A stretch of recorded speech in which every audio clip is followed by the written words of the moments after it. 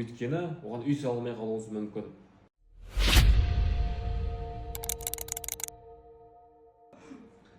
Ассалаумағалейкум құрметті ағайын.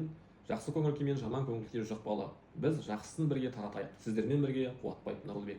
Бүгін сіздерге елді мекендерге арналған жердің қандай функционалдық аймаққа бөлінетіні туралы айтамыз. Олар төртке бөлінеді. Біріншісі тұрғын үй аймағы, оған көп қабатты және жер үйлерге арналған жерлер. Екіншісі әлеуметтік аймақ, мектеп, аурухана, мешіт сияқты жерлерге арналған жерлер. Үшіншісі коммерциялық аймақ, оған сауда, өндірістік, кәсіпкерлік объектілерге арналған жерлер. Төртіншісі өзге аймақтар, оған жол, су, парк, тіпті зираттар мен резервтік жерлер де осыған кіреді.